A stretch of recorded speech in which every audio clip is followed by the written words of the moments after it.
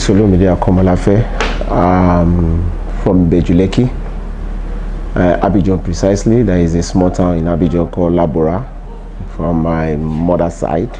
My mom's mom is from Labora, and I was actually born in Lagos, in Surulere. I grew up in Lagos, had my primary school in Ogun State, and also secondary school too in Ogun State, Itele High School. My university is Akure Federal University of Technology. I had a BTech in industrial mathematics. Presently, I'm self-employed, just trying to do one or two things. I'm vying for the post of a council chairman, Ibeju Lekki.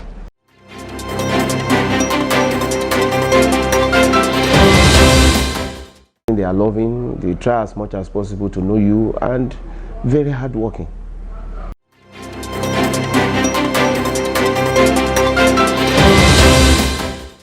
Okay, there is a slogan now that New Lagos, and Ibeju Lekki is in New Lagos, where you have the Dangote refinery, you have the free trade zone in Ibeju Lekki, and then we have so many companies that are springing up in and we have the seaport too in Ibeju Lekki, and we hope subsequently we'll have an airport. Also, Ibeju Lekki, is the fast developing because of the business activities in Ibeju Lekki. We have so many real estates setting up because of the refinery companies coming up, and what I believe is even growing faster in Ibeju Lekki now are warehouses because of the refinery and the business. So Ibeju Lekki is a place in future, in the next 5 years, will be one of the best business base of Lagos State.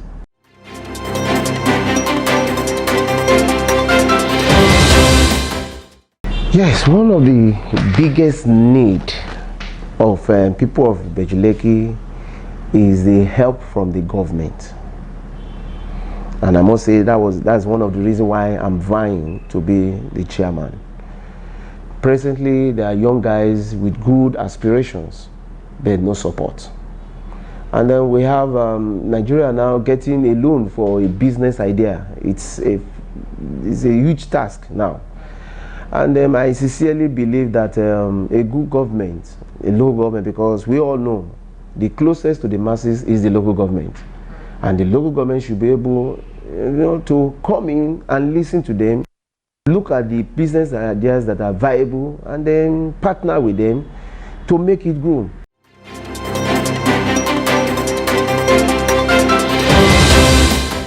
I think in our manifesto, one of the things that we are really craving on is creating job. We have so many hands, idle hands now in Ibeju Lekki that we can employ to, one, generate revenue so that we can pay their salary, because what we need to consider is we just want to employ people without paying them. So we need to look for an avenue where we can generate revenue and in turn pay for their salary. And we have so many prospects. The Loma in Ibeju Lekki is not really felt. You go to the streets, there are litters. And we are planning to go into a partnership with the banks and also some conglomerate companies to help provide some movable trucks that can get to where we can get them, and then employ the youth that are unemployed to assist in getting those things to where Loma can pick them off. So in turn, you create employment and you make the environment clean. And that's one, and so many aspects too that we can really work on. The opposition might be listening. I cannot be saying everything here, but I can tell you we have all it takes. Ibeju Lekki has all it takes to generate revenue and also to create employment. Like in Ibeju Lekki now, you find so many guys, they are graduates. When you look at them, you think they are tout. They are not, because they have to fend for themselves. They are striving to make ends meet. So what this government wants to do is to create something that will absorb them, take them off the streets. And when you do that, it makes the environment secured.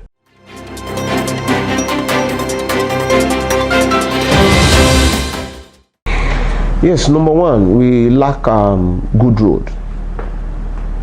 Last week I went to a place in Ibeju Lekki too. We couldn't get down. I had to roll my trouser just to get to where people is, and people are there.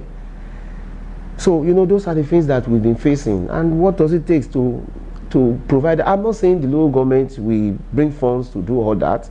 You can invite people. People, you know, I said earlier, Ibeju Lekki is the new Lagos.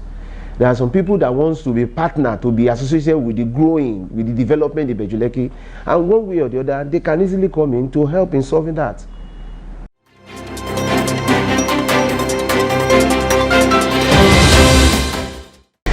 Yes, last year, October, I went on an outreach.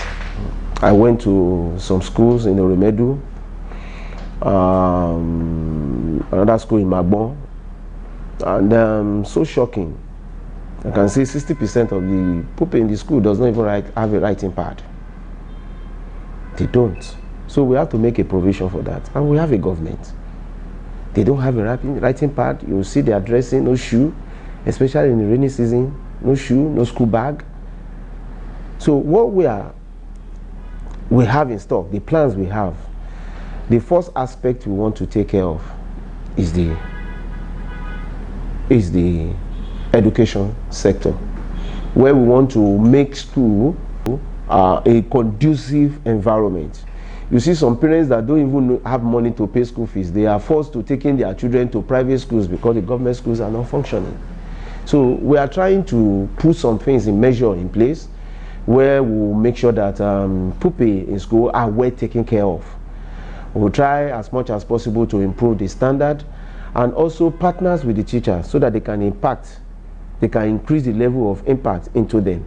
Because when you are taking care of the pupil and you are not putting eye on the teachers, it's like you are just... So the teachers are also important. Now, like I said, the teacher school, we are trying to look at a scheme where we will give them a mortgage to get a very good accommodation. You know, when you take good of the teachers, then they can easily impact into the children. So we are looking at creating a mortgage room for them, for most of the workers, especially the teachers, so that they can, you know, when you are rest assured that you have a place where you can rest your head. That is your home, that landlord is not coming, then, you know, you'll be able to discharge well. And also, I noticed that most of the teachers indulge into one other or two business because they have to, you know, meet their standard of living. So we will try as much as possible, like I said, create a loan that will help them to take care of that. They cannot be in school 24 hours. They have certain period to be in school. I will create a room for them. So hour is for your business. So is for the school. And that is what we are planning to. Because I've been through it. I've taught in school, and I know what it takes to be a teacher. And for you to be in the right frame of mind to impact into students, there are some certain level you have to attain.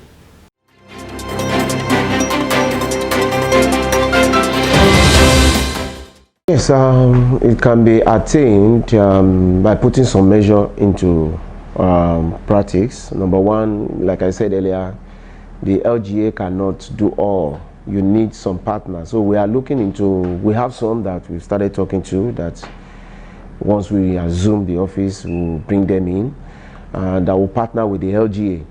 And we want to try as much as possible to make Ibeju Lekki organized local government. We don't want a situation of what we are seeing is facing now. We might likely restructure because the refinery, the seaport should be classified as an industrial area, not a residential. It's better we start putting that in place now. Then another thing I noticed, to make it habitable, you know, they say work without play makes Jack a fool. If you look at the Ibeju Lekki now, we don't have a recreational center at all. And if you're aspiring to be the best place in Lagos, then you should put that into consideration. Because we have some foreigners, all those white European, they like, you know, recreation center to relax and things. So those are the side attractions that we are trying to put in place. And it's very, very important. The site attraction is very, because what may even make them to be interested in coming is what they see on ground. So that is why we are trying to put some things in place. Name some areas, a restricted area, mainly for business. And also we are trying to see how we can expand. We have a market in Ibeju Lekki, but right now I believe because of some issues, it's not functioning the way it should be functioning. We are trying to relocate my 12. You know, we have my 12 is a foodstuff market to Ibeju Lekki. And in fact, to me, I believe that Ibeju Lekki is even closer than my 12. Because coming from the north, you can easily drive in through Ekpe. And Ekpe to Ibeju is one of the best in Nigeria. So if we can put that in place, one, it generates revenue, create medium of business for people, especially that are unemployed. We are planning to give them a soft loan to get them engaged in, you know, and when they are paying the loan, they pay their revenue. So it comes back to the government.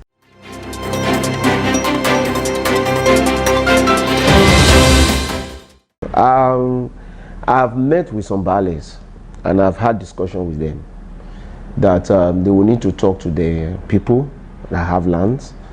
If they don't want to go into agriculture, the LGA can take over and get some people to run it. Why? They will be paid any dividend from this thing. There will be a percentage, a sharing formula that they will take certain percentage. When you invest much in agriculture, it helps to reduce the cost of food. If you go to Ibadan now, the same amount of money you use to cook a soup in Ibadan is not what you use in Lagos, because Ibadan, basically, they have more agriculture, but not in Lagos. Lagos, you have to bring it in. So that is what we are trying to do in Ibeju Lekki, and that is another side attraction. That when people say, if you go to Ibeju Lekki, you can use 1,000 naira to cook a big pot of soup. But you know how you do. So people will be, you know, it makes people to migrate, people with good idea, to migrate to the local government, and then the local government benefit from it.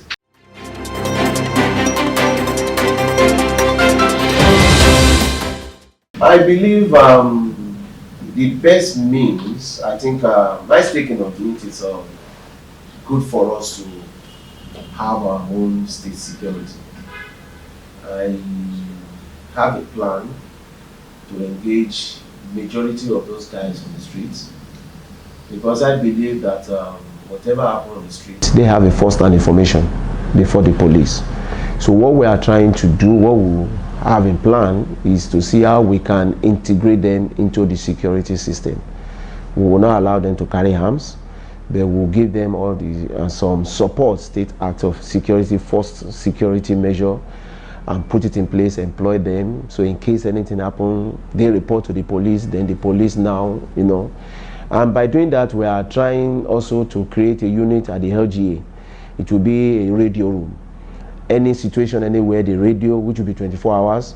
And once the radio, they inform the police. And thank God we have one of the area command now in Ibeju Lekki, Area J. So once that is done, it helps to curb crime rate in Ibeju Lekki. And I've said a lot about Ibeju Lekki as the new Lagos. But you know that there is no presence of a bank in Ibeju. We have some, but they are just, all those are doing post-paste and things like that. They are not doing banking work. You understand what I'm saying? So, and I believe one of the reasons is insecurity. So that is why we want to work on the security, so that we give them confidence to come in. We work, we'll have our guys, also the police, and also the military. So we want them to come. We have Operation Mesa. They also talk to their commander that this is what we are facing. We want to bring the banks. And when you do that, it also helps. And if I have an issue with my banking, I have to travel all the way from Ibeju Lekki to Aja, which is Etiosa. And it's quite a distance. With the speed of the road as it is now, it takes a longer time to get there. So we are trying to bring them down so that the people of Ibeju Lekki can feel, you know, relaxed.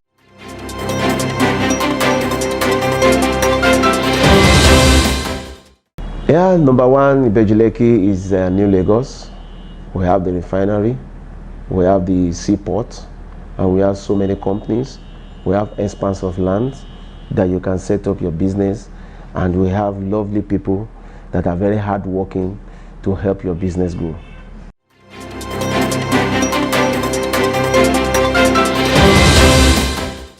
Yeah, number one, you have Ibeju. Number one, you have Ibeju GRA. Number two, you have a container bus stop. Number three, you have Ologufe bus stop. You have Hawoyaya bus stop. You have Iputu. You have Adeba, Oribanwa.